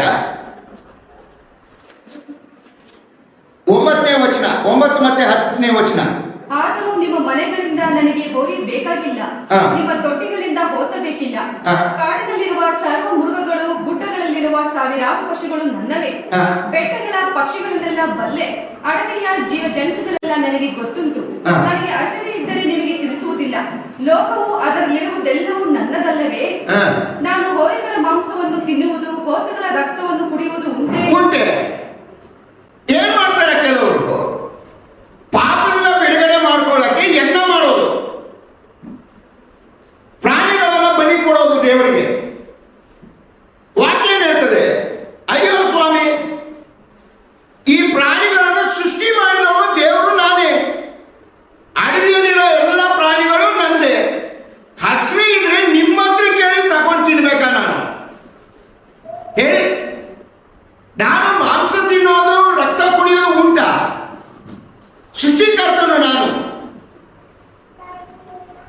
ಸರಿ, ಇದನ್ನ ಈ ಲೋಕದ ಕಾನೂನಿಗೆ ತಗೊಂಡು ಬಂದ್ಬಿಡೋಣ. ಒಬ್ಬ ಕೈದಿ ಕೊಲೆ ಮಾಡಿರ್ತಾನೆ. ಕೊಲೆ ಮಾಡಿದಂತ ವ್ಯಕ್ತಿ ಜಡ್ಜ್ ಮುಂದೆ ಹೋಗ್ಬಿಟ್ಟು, ಸ್ವಾಮಿ 2 ಕುರಿ ಬಲಿ ಕೊಟ್ಬಿಡ್ತೀನಿ ಅನ್ನೋ ಬಿಟ್ಬಿಡ್ತಾನ. 2 ಕುರಿ ಬಲಿ ಕೊಡ್ತೀನಿ ಅನ್ನೋ ಬಿಟ್ಬಿಡ್ತಾನ ಜಡ್ಜು. ಯಾಕೆ? ಕಾನೂನು ಏನ್ ಹೇಳ್ತದೆ? ನಿನ್ನನ್ನ ಬಿಡಬೇಕಾದ್ರೆ ಅಪರಾಧ ಇಲ್ಲದ ಒಬ್ಬ ವ್ಯಕ್ತಿ ಬೇಕು, ಜೀವ ವ್ಯಕ್ತಿ ಬೇಕು. ನೀನು ಪ್ರಾಣಿ ಬಲಿ ಕೊಟ್ಬಿಟ್ರೆ ಬಿಡಿಸ್ಲಿಕ್ಕೆ ಕಾನೂನಲ್ಲಿ ಅವಕಾಶ ಇಲ್ಲ. ಮತ್ತೆ ದೇವ್ರ ಕಾನೂನಲ್ಲಿ ಅವಕಾಶ ಇದೆಯಾ? ಸ್ವಲ್ಪ ಯೋಚನೆ ಮಾಡ್ರಿ, ಸ್ವಲ್ಪ ಯೋಚನೆ ಮಾಡ್ರಿ. 2 ಪುಣ್ಯ ಕಾರ್ಯ, ನೇಮನಿಷ್ಠೆ. ರೋಮ 3:20, ರೋಮ ಬರೆದ ಪತ್ರಿಕೆ 3:20 ವಚನ. ಯಾಕೆಂದರೆ ಯಾವನಾದರೂ ನೇಮ ನಿಷ್ಠೆಗಳನ್ನು ಅನುಸರಿಸಿ ದೇವರ ಸನ್ನಿಧಿಯಲ್ಲಿ ನೀತಿವಂತನೆಂದು ನಿರ್ಣಯಿಸಲ್ಪಡುವುದಿಲ್ಲ. ಜಡ್ಜ್ ಮುಂದೆ ಹೋಗ್ಬಿಟ್ಟು ಕೊಲೆ ಮಾಡೋದು ಮಾಡ್ಬಿಟ್ಟು ಜಡ್ಜ್ ಮುಂದೆ ಹೋಗ್ಬಿಟ್ಟು, ಸ್ವಾಮಿ ಮಡಿ ಮಾಡ್ತಾ ಇದ್ದೀನಿ, ಜೈಲಲ್ಲಿ ಸಿಕ್ಕಾಪಟ್ಟೆ ಶುದ್ಧವಾಗಿದ್ದೀನಿ, ಬಿಡ್ಬಿಡಿ ಅನ್ನೋ ಬಿಡ್ಬಿಡ್ತಾನವ. ಬಿಡಕ್ಕಾಗುತ್ತಾ ಜಡ್ಜು? ಕಾರಣ ಏನು? ಕಾನೂನು. ದೇವರ ಕಾನೂನು ಇಷ್ಟು, ಈ ಲೋಕದ ಕಾನೂನಿಗಿಂತಲೂ ದೇವರ ಕಾನೂನು ಕಠಿಣ ಅಲ್ವ? ಈ ಲೋಕದ ಕಾನೂನಿನಲ್ಲಿ ಒಬ್ಬ ಕೊಲೆಗಾರ ನೇಮ ನಿಷ್ಠೆಗಳನ್ನು ಅನುಸರಿಸಿ ಬಿಡುಗಡೆ ಆಗಲ್ಲ ಅನ್ನೋದಾಗಿದ್ರೆ, ಈ ಲೋಕದ ಕಾನೂನಿಗಿಂತಲೂ ಪರಿಶುದ್ಧವಾದ ಕಾನೂನು ಆದ ದೇವರ ಆತನಿಂದ ನೀನು ನೇಮ ನಿಷ್ಠೆ ಮಾಡಿಬಿಟ್ಟು ಪಾಪ ಪರಿಹಾರ ಮಾಡ್ಕೊಳ್ತೀನಿ ಅನ್ನೋದು ಒಪ್ಲಿಕ್ಕೆ ಆಗ್ತದ? ಸಾಧ್ಯನ? 3 ಹಣ. ಅಪೊಸ್ತಲರಿಗೆ 8:20, ಅಪೊಸ್ತಲರ ಬರೆದ ಕೃತ್ಯ 8:20. ಆದರೆ ಪೇತ್ರನು ಅವನಿಗೆ, ನಿನ್ನ ಬೆಳ್ಳಿಯು ನಿನ್ನ ಕೂಡ ಹಾಳಾಗಿ ಹೋಗಲಿ, ದೇವರ ವರವನ್ನು ಹಣಕ್ಕೆ ಕೊಂಡುಕೊಳ್ಳಬಹುದೆಂದು ಭಾವಿಸುತ್ತೀಯೋ? ದೇವರ ವರವನ್ನ ಅಥವಾ ಪಾಪದ ಬಿಡುಗಡೆಯನ್ನ ಹಣ ಕೊಟ್ಟು ಕೊಂಡುಕೊಳ್ಳಬಹುದೆಂದು ಭಾವಿಸ್ತೀಯೋ? ನೀನು ಕೊಲೆ ಮಾಡಿ ಜಡ್ಜ್ ಮುಂದೆ ನಿಂತ್ಕೊಂಡು, ಸ್ವಾಮಿ 1-2 ಲಕ್ಷ ರೂಪಾಯಿ ಕೊಟ್ಟು ಬಿಡ್ತೀನಿ, ನಾನು ಬಿಡ್ಬಿಡಿ ಅನ್ನೋ ಬಿಟ್ಬಿಡ್ತಾನ? ಬಿಡ್ತಾನ? ಮತ್ತೆ ಅದೇ ಲೋಕದ ಕಾನೂನು ನಡೆಯೋದಿಲ್ಲ, ದೇವರ ಕಾನೂನು ನಡೀತದ? ಯೋಚನೆ ಮಾಡೋಣ ನಾವೇ. ಆಯ್ತು, ದೇವದಂಡನೆ.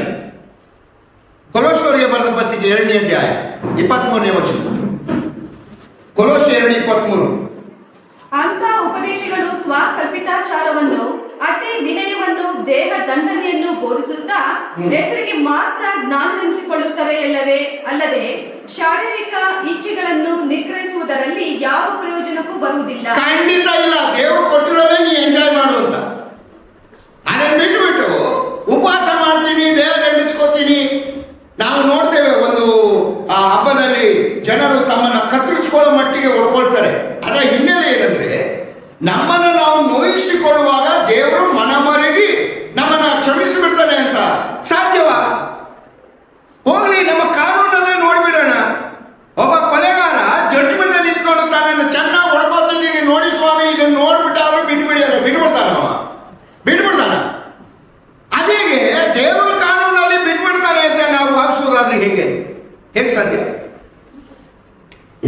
ನಾವು ಹೇಗೆ ಅಂದ್ರೆ ಮತ್ತೊಬ್ಬ ಮಾಡ್ತಾನೆ ಅಂತ ಮಾಡಕ್ ಹೋಗಿ ಅಪಾಯಕ್ಕೆ ಸಿಕ್ಕೊಳ್ಳೋರು. ಒಮ್ಮೆ ಈ ಕರಿಯ, ಅವನ ಹೆಸರು ಕರಿಯ, ಬೆಂಗಳೂರು ಬಂದ. ಬೆಂಗಳೂರು ಬಂದ್ಬಿಟ್ಟು BTS ಬಸ್ ಹತ್ತದ. ಗೊತ್ತಿಲ್ಲದೆ ಬೇರೆಯವ್ರು ಮಾಡೋದನ್ನ ತಿಳ್ಕೊಂಡು ಏನೋ ಮಾಡಕ್ ಹೋದ್ರೆ ಅಪಾಯಕ್ಕೆ ಸಿಕ್ಕೊಳ್ತೀವಿ ಅನ್ನೋದಕ್ಕೆ BTS ಬಸ್ ಹತ್ತದ. ನಿಂತ್ಕೊಂಡು ನೋಡ್ತಾ ಇದ್ದ.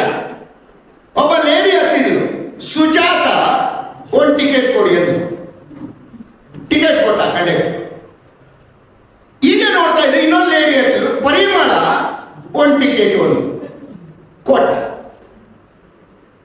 ಮೂರನೇದಾಗಿ ಒಬ್ಬ ಪುರುಷ ಹತ್ತಿದ, ಪ್ರಸನ್ನ ಒಂದು ಟಿಕೆಟ್ ಕೊಟ್ಟ. ಈ ನಮ್ ಕರಿಯ ಏನ್ ತಿಳ್ಕೊಂಡ್ಬಿಟ್ಟ, ಟಿಕೆಟ್ ಕೇಳೋಕ್ಕೂ ಮುಂಚೆ ನಮ್ಮ ಹೆಸರು ಹೇಳ್ಬಿಟ್ಟು ಟಿಕೆಟ್ ಕೇಳಬೇಕು ಅಂತ ಇವನು ಅರ್ಥ ಮಾಡ್ಕೊಂಡ. ಯಾಕಂದ್ರೆ ಸುಜಾತ, ಪರಿಮಳ, ಪ್ರಸನ್ನ ಇವರೆಲ್ಲರೂ ಟಿಕೆಟ್ ಕೇಳಿದ್ದು ಸ್ಟಾಪ್ ಹೆಸರು, ಅದು ಟಾಕೀಸ್ಗಳ ಹೆಸರು. ಇವನೇನ್ ತಿಳ್ಕೊಂಡ, ಇವ್ರ ಹೆಸರು ಹೇಳ್ಬಿಟ್ಟು ಟಿಕೆಟ್ ಕೇಳ್ತಾರೆ. ಇವನೇನ್ ಮಾಡ್ದ, ಕಂಡಕ್ಟರ್ ಬಂದ, ಕರಿಯ ಒಂದು ಟಿಕೆಟ್ ಕೊಡೋ ಅಂದ. ಕಂಡಕ್ಟರ್ಗೆ ಅಡ್ಡಿ ಹೆಸರು ಕರಿಯ. ಸೊ ಕರಗಿದ್ದ ಕರಿಯ ಅವನಿಗೆ ಕರಿಯ ಅಂದ್ರೆ ಹೆಚ್ಚ ಮಾಡಕ್ ಹೋಗ್ಬಾರ್ದು. ಇವನು ಯಾವನೋ ಬಸ್ಸಲ್ಲಿ ನನಗೆ ತಿಳಿದಿದ್ದವನು ಕರಿಯ ಅಂತಾನೆ ಅಂತೇಳಿ ಹೇಳಿದ್ಕೊಂಡು ಓಡಾಡಿ ಭಯಂಕರ ಹೊಡೆದಾಟ ನಡೀತಾ ಇದೆ. ಬಸ್ ಅವರೆಲ್ಲ ನಿಲ್ಲಿಸ್ಬಿಟ್ಟು ಏನ್ ನಡೀತಾ ಇದೆ ಏನು ಅಲ್ಲ ಸ್ವಾಮಿ, ನಮ್ಮ ಅಪ್ಪನೇ ನನ್ನನ್ನ ಕರಿಯ ಅನ್ನಲಿಲ್ಲ, ನೀವ ಬಂದು ನೋಡ್ರ ಹಳ್ಳಿಯಾಗಿದ್ದಾನೆ ಕರಿಯ ಅಂತಾನೆ ನನ್ನ. ಯಾಕೋ ನೀನ್ ಕರಿಯ ಅಂದೆ. ಅಲ್ಲ ಸ್ವಾಮಿ, ಈ ಅಪ್ಪ ನೋಡ್ರಿ ಆಯಮ್ಮ ಹತ್ತಿತು, ಸುಜಾತ ಅಂತ ಹೆಸರು ಹೇಳ್ಬಿಟ್ಟು ಟಿಕೆಟ್ ಕೊಟ್ಟು ಕೊಟ್ಟ. ಇನ್ನೊಂದಮ್ಮ ಪರಿಮಳ ಅಂತ ಹತ್ಬಿಟ್ಟು ತನ್ನ ಹೆಸರು ಹೇಳ್ಬಿಟ್ಟು ಪರಿಮಳ ಅಂದ್ಬಿಟ್ಟು ಟಿಕೆಟ್ ತಗೊಂಡು, ಮೂರನೇವನು ಪ್ರಸನ್ನ ಅಂತ ಹತ್ಬಿಟ್ಟು ಅವನ ಹೆಸರು ಹೇಳ್ಬಿಟ್ಟು ಟಿಕೆಟ್ ತಗೊಂಡ. ನನ್ನ ಹೆಸರು ಕರಿಯ ಸ್ವಾಮಿ, ಕರಿಯ ಅವನು ಟಿಕೆಟ್ ಕೊಡೋದು ಹೊಡಿಯಕ್ ಬರ್ತಾನೆ ನೋಡು. ಪ್ರಾಬ್ಲಮ್ ಏನು, ತಿಳಿಯದೆ ಮತ್ತೊಬ್ಬರು ಮಾಡ್ತಾರೆ ಅಂತ ಮಾಡ್ಲಿಕ್ಕೆ ಹೋಗುವಂತ ಈ ಲೋಕದಲ್ಲಿ ನಾನು ನೀವು ಅದೇ ಸ್ಥಿತಿಯಲ್ಲಿದ್ದೇವೆ, ಅದೇ ಸ್ಥಿತಿಯಲ್ಲಿದ್ದೇವೆ. ಈ ದಿವಸ ದೇವರ ವಾಕ್ಯ ನಮಗೆ ಸ್ಪಷ್ಟವಾಗಿ ಹೇಳ್ತದೆ, ಮನುಷ್ಯನೇ ನೀನು ಅರ್ಥ ಮಾಡಿಕೋ, ನೀನು ಹುಟ್ಟು ಪಾಪಿಯಾಗಿ ಹುಟ್ಟಿದ್ದಿ. ಇದು ನಿನಗೆ ಗೊತ್ತಿಲ್ಲವೋ? ಇದು ನಿನಗೆ ಗೊತ್ತಿಲ್ಲವೋ? ನಿಮ್ಮ ಮಕ್ಕಳ ಜೀವಿತದಲ್ಲಿ ನೀವು ನೋಡ್ತಾ ಇದ್ದೀರಿ ಅದನ್ನ. ಹಠ, ಆ ಹೊಲಸು ಮಾತು, ಸುಳ್ಳು ಎಲ್ಲ ಎಲ್ಲಿಂದ ಬರ್ತವೆ? ನನ್ನ ರಕ್ತದಲ್ಲಿದೆ. ತಂದೆ ತಾಯಿ ನಮ್ಮ ರಕ್ತ. ಹುಟ್ಟು ಪಾಪಿಗಳು ನಾವೆಲ್ಲರೂ, ಯಾಕಂದ್ರೆ ನನ್ನ ತಂದೆ ತಾಯಿ ಪಾಪಿ. ಎರಡನೇದಾಗಿ ಕರ್ಮ ಪಾಪಿಗಳು ನಾವು. ಈ ಎಲ್ಲಾ ಮನುಷ್ಯನು ಲೋಕದಲ್ಲಿ ನೋಡುವಾಗ, ದೇವರ ದೃಷ್ಟಿಯಲ್ಲಿ ನೋಡುವಾಗ ಎಲ್ಲರೂ ಪಾಪ ಮಾಡಿ ದೇವರ ಮಹಿಮೆಯನ್ನು ಹೊಂದದೆ ಹೋಗಿದ್ದಾರೆ. ನೋ, ನನ್ ನೀತಿವಂತನೇ ಎನಿಸಿಕೊಳ್ಳುವಂತ ಒಬ್ಬ ವ್ಯಕ್ತಿ ಲೋಕದಲ್ಲಿ ಇಲ್ಲ ಎಂಬುದಾಗಿ ಸತ್ಯವೇದ ದೇವರ ವಾಕ್ಯ ಹೇಳ್ತದೆ. ಹೀಗಿರುವಾಗ ದೇವರು ಏನು ಯೋಚನೆ ಮಾಡಿದ? ಪ್ರತಿ ಮನುಷ್ಯನನ್ನ ನಾನು ನರಕಕ್ಕೆ ಹಾಕ್ಬೇಕಾಗ್ತದೆ. ದೇವರು ಮನುಷ್ಯನನ್ನ ನರಕಕ್ಕೆ ಹಾಕ್ಲಿಕ್ಕೆ ಇಷ್ಟಪಡೋದಿಲ್ಲ. ಯಾಕಂದ್ರೆ ಮನುಷ್ಯನಿಗೋಸ್ಕರ ದೇವರು ನರಕವನ್ನೇ ಸೃಷ್ಟಿ ಮಾಡಲಿಲ್ಲ. ನೀವು ಓದಿದ್ರಿ ಈಗ ತಾನೆ, ಸೈತಾನ ಅವನ ದೂತರಿಗೆ ದೇವರು ನರಕವನ್ನು ಸಿದ್ಧ ಮಾಡಿದ್ದು. ನಾವಾಗಿ ಆತನನ್ನು ಹಿಂಬಾಲಿಸಿ ನರಕಕ್ಕೆ ಹೋಗ್ತಾ ಇದ್ದೇವೆ.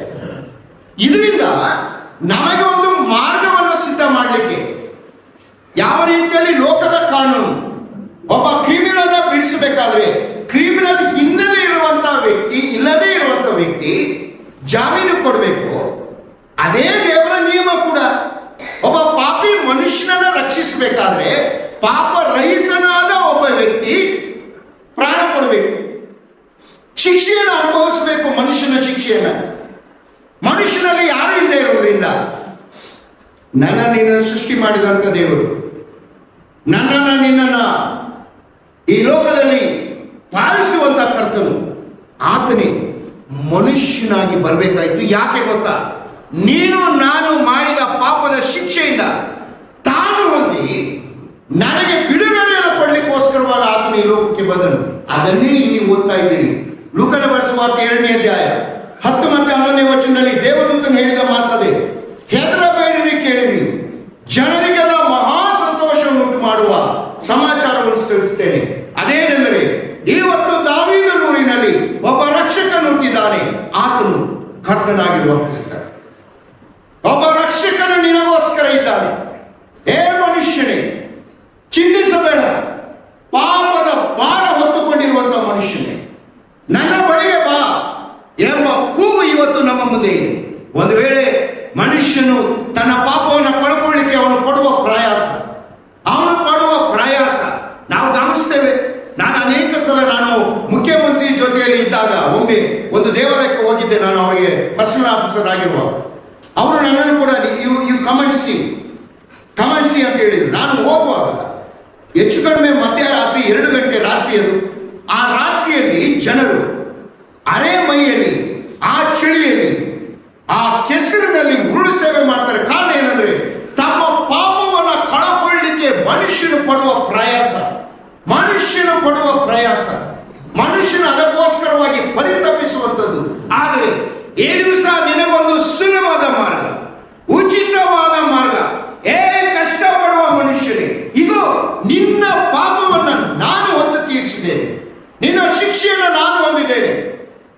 ಇವತ್ತು ನಾನು ನಿನಗೆ ರಕ್ಷಣೆ ಕೊಡಲಿಕ್ಕೆ ರಕ್ಷಕನಾಗಿ ಹುಟ್ಟಿದ್ದೇನೆ. ನಾನು ಹುಟ್ಟಿದ್ದೇನೆ. ಸರಿ, ನಾವು ಪಾಪಿಗಳು, ಹುಟ್ಟು ಪಾಪಿ, ಕ್ರಿಯೆ ಪಾಪಿ. ನಮ್ಮೆಲ್ಲರಿಗೂ ನೇಮಕವಾಗಿತ್ತು ನರಕ. ಇಂಥ ನರಕದಲ್ಲಿ ಇದ್ದವರನ್ನ ನಮ್ಮನ್ನು ಬಿಡಿಸಲಿಕ್ಕೆ ಆತನು ಬಂದನು.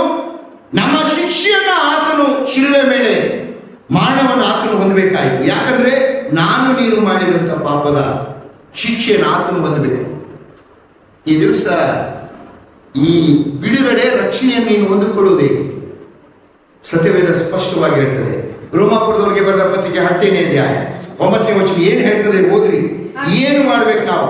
ಅದೇನೆಂದರೆ, ನೀನು ಯೇಸುವನ್ನೇ ಕರ್ತನೆಂದು ಬಾಯಿಂದ ಅರಿಕೆ ಮಾಡಿಕೊಂಡು ದೇವರು ಆತನನ್ನು ಸತ್ತವರೊಳಗಿಂದ ಎಬ್ಬಿಸಿದನೆಂದು ಹೃದಯದಿಂದ ನಂಬಿದರೆ ನಿನಗೆ ರಕ್ಷಣೆಯಾಗುವುದು ಎಂಬುದು. ಅದೇನೆಂದರೆ, ಮನುಷ್ಯನೇ, ನಾನು ನಿನಗೆ ಮಾಡಬೇಕಾದ ನೀನು ಮಾಡಿದ ಪಾಪದ ಶಿಕ್ಷೆಯನ್ನ, ಲೋಕದ ಕಾನೂನು ಇದನ್ನೇ ಹೇಳುವುದಲ್ವೇ?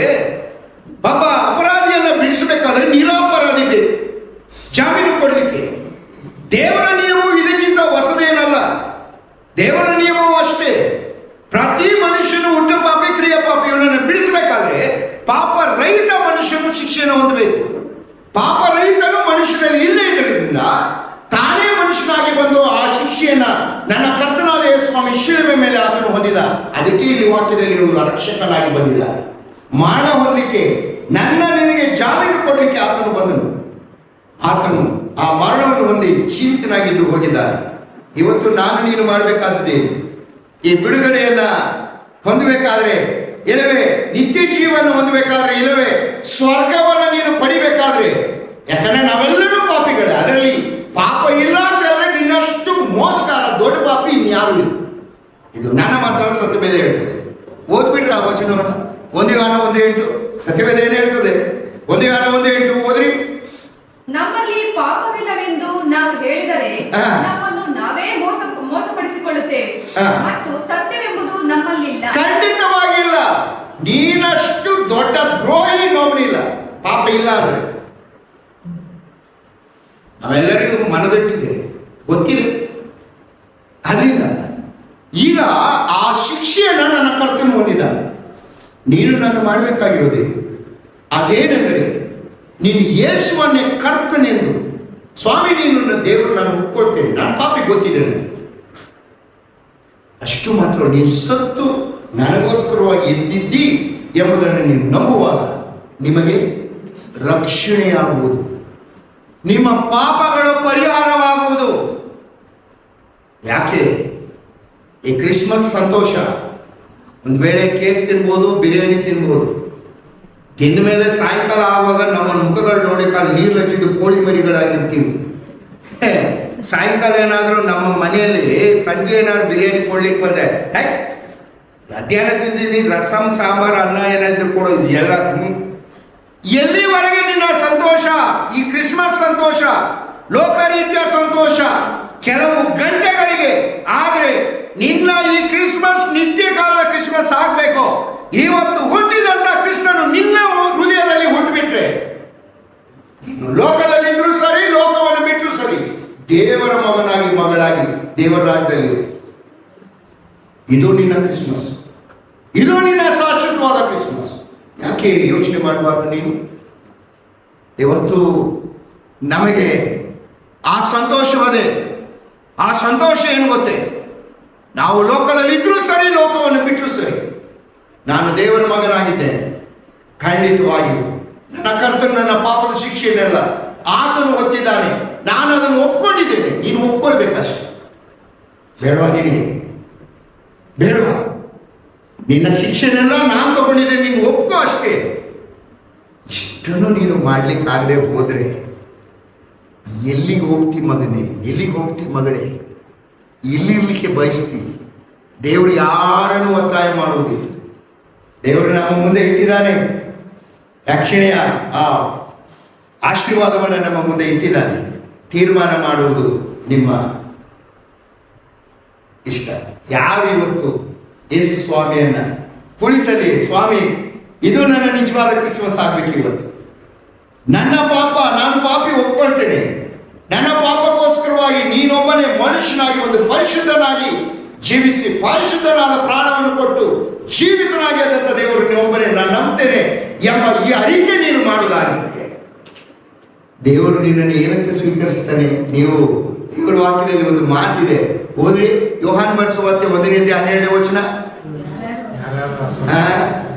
ಯಾರ್ಯಾರು ಆತನ ಅಂಗೀಕರಿಸಿದ್ರು, ಅದರ ಆತ್ಮ ಹೆಸರು ನಂಬಿಕೆ ಇಟ್ಟರು, ಅವನ್ನೆಲ್ಲ ಗರ್ಭಗುಡಿಯಿಂದ ದೂರದಲ್ಲಿ ಇಣುಕು ನೋಡುವಂತ ಸೇವಕರಾಗಿಟ್ಟಿದ್ದಾನೆ ಅಂತಿದ್ಯಾ? ಹೋದ್ರೆ ಏನಿದೆ? ಯಾರು ಆತನನ್ನು ಅಂಗೀಕರಿಸಿದರು, ಅಂದರೆ ಆತನ ಹೆಸರಿನಲ್ಲಿ ನಂಬಿಕೆ ಇಟ್ಟರು, ಅವರಿಗೆ ದೇವರ ಮಕ್ಕಳಾಗುವ ಅಧಿಕಾರ ಕೊಟ್ಟರು. ಅವರೆಲ್ಲರೂ ದೇವರ ಮಕ್ಕಳೇ. ಬರುವಾಗ ಯಾರ ಮಕ್ಕಳಾಗಿ ಬಂದು? ಎರಡೇ ಮಕ್ಕಳು, ಇಬ್ಬರೇ ತಂದೆ. ಯೇಸುಸ್ವಾಮಿ ಹೇಳ್ತಾನೆ ಯೋಹಾನ 8:44, ನಿಮ್ಮಪ್ಪ ಸೈತಾನ ಅಂತ. ಒಂದು ಸೈತಾನ್ ಮಕ್ಕಳಾಗಿರ್ಬೇಕು, ಇಲ್ಲ ದೇವರ ಮಕ್ಕಳಾಗಿರ್ಬೇಕು. ಕರ್ತನ ಮಕ್ಕಳು ಆಗ್ಬೇಕಾದ್ರೆ ಯೇಸುಸ್ವಾಮಿಯನ್ನು ನಂಬಬೇಕು, ಒಪ್ಕೊಳ್ಬೇಕು. ಅದನ್ನ ಯಾರು ಈ ದಿವಸ ನಾವು ಹೇಗೆ ಬಂದ್ವೋ ನನಗೆ ಗೊತ್ತಿಲ್ಲ, ಇಲ್ಲಿಂದ ಹೋಗುವಾಗ ದೇವರ ಮಕ್ಕಳಾಗಿ ಹೊರಗಡೆ ಹೋಗ್ಬಿಟ್ರೆ ದೇವರ ರಾಜ್ಯದಲ್ಲಿ ಪಾಲ್ ಕೊಡಲ್ಲ ಅನ್ನಕ್ಕಾಗುತ್ತಾ? ನಮ್ಮ ಸುರೇಶ್ ಅವರು ಇಲ್ಲೇ ಕೂತಿದ್ದಾರೆ, ಸಂದೀಪ್ ಅಲ್ಲಿ ಹಿಂದೆ ಇದ್ರು. ಸಂದೀಪ್ ಸುರೇಶ್ ಅವರು ಪ್ರಾಪರ್ಟಿ ಭಾಗ ಮಾಡ್ತಾರೆ. ಏನದ ಸುರೇಶ್ ಅವ್ರಿಗೆ ನಾನು ಕಂಡ್ರೆ ಪ್ರೀತಿ ಇಲ್ವಾ? ಬ್ರದರ್ ಮಾತಾಡ್ತಿಲ್ಲ. ಅವರು ಈ ಪ್ರಾಪರ್ಟಿಗೆ ಬಂದ್ಬಿಟ್ಟ. ಪ್ರಾಪರ್ಟಿ ಭಾಗ ಮಾಡುವಾಗ ಪ್ರೀತಿಯಿಂದ ನನಗೆ ಕೊಟ್ಟರು ಕೊಡ್ಬೋದು ಅವರು. ಸಂದೀಪ್ಗೆ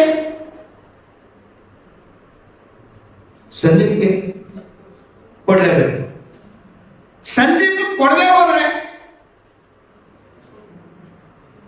ಸಂದೀಪ್ ಅವ್ರ ಮಗ ಕೊಡದೆ ಹೋದ್ರೆ ಯಾಕೆ ಹೆಂಗೈತೆ?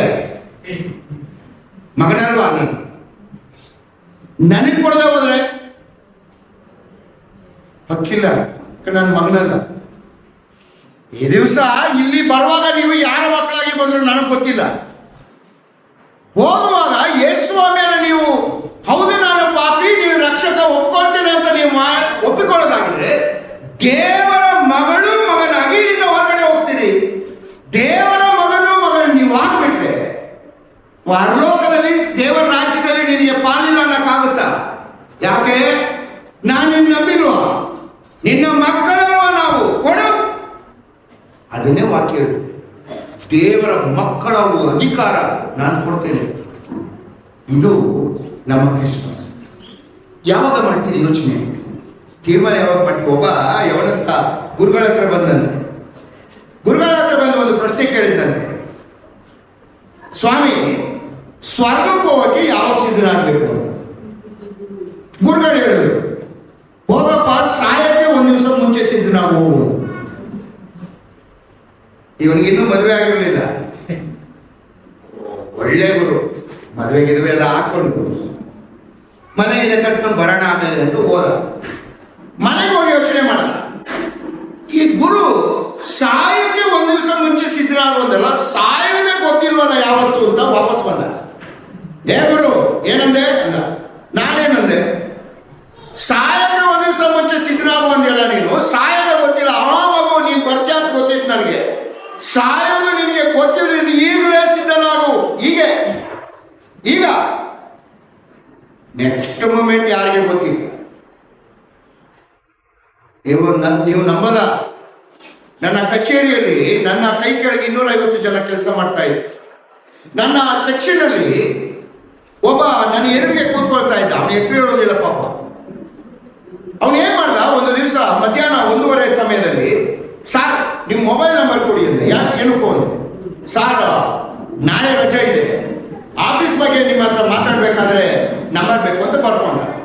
ಮತ್ತೆ ಮತ್ತೊಬ್ಬ ಲೇಡಿ ಕೊಲೀಗ್ ಅವಳದು ನಂಬರ್ ಬರ್ಕೊಂಡು ಪೆನ್ ಹಾಗೆ ಹಿಡ್ಕೊಂಡಿದ್ದಾನೆ. ಲಂಚ್ ಅವರ್ ಆಯ್ತು, ನಾವೆಲ್ಲ ಇದು ಹೊರಟೋದು. ಇವನು ಅಲ್ಲೇ ಕೂತಿದ್ದ, ನಾವು ಹೊರಟೋದು. ಲಂಚ್ ಮುಗಿಸ್ಕೊಂಡು 2:30ಗೆ ಬರ್ತೀನಿ, ಅವನು ಹಾಗೆ ಪೆನ್ ಹಿಡಿದಿದ್ದಾನೆ, ಹಾಗೆ ಕೂತಿದ್ದಾನೆ. ನನ್ನ ಪಿಯೂನ್ ನನ್ನ ಕಳೆದು ನೋಡೋ, ಅವನು ಸ್ವಲ್ಪ ಶುಗರ್ ಯಾವಾಗಲೂ ತುಗುಡ್ಸೋನು, ಏನು ಊಟಕ್ಕೆ ಹೋಗಿಲ್ಲ ಏಳ್ಸ್ ಕಳ್ಸೋ ಅಂತಂದೆ.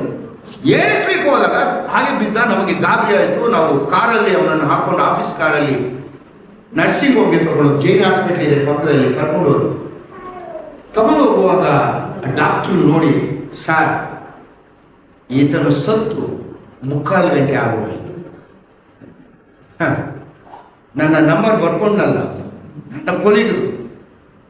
ಆ ಸಮಯದಲ್ಲಿ ಅವನ ಪ್ರಾಣ ಪಕ್ಷಿ ಯಾರಿಗೆ ಹೋಗಿ ಅದು ಎಲ್ಲಿಂದ ಫೋನ್ ಮಾಡ್ತಾನೆ, ಯಾರಿಗೆ ಫೋನ್ ಮಾಡಲಿಕ್ಕೆ ಸಾಧ್ಯತೆ?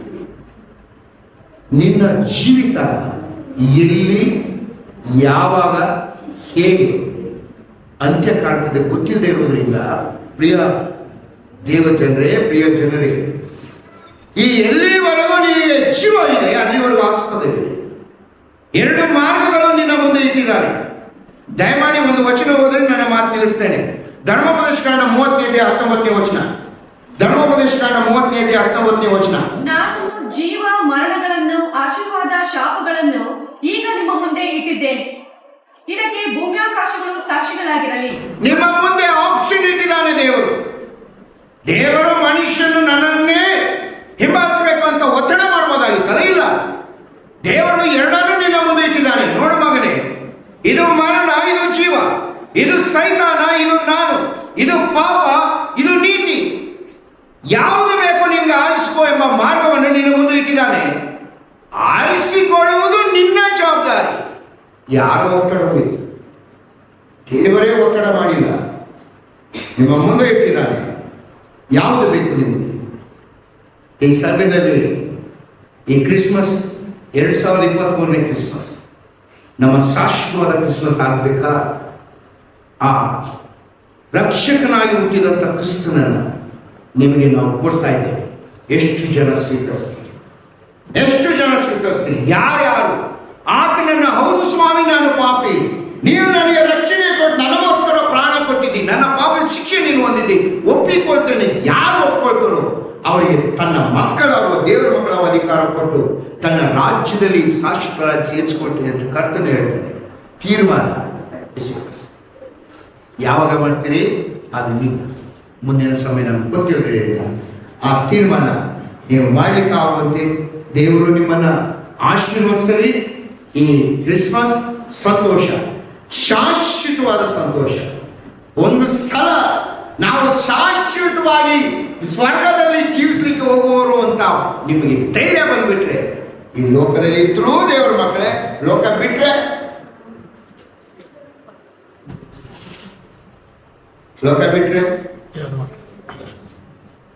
ನಮ್ಮ ಹೆಂಡತಿ ಮೈಸೂರು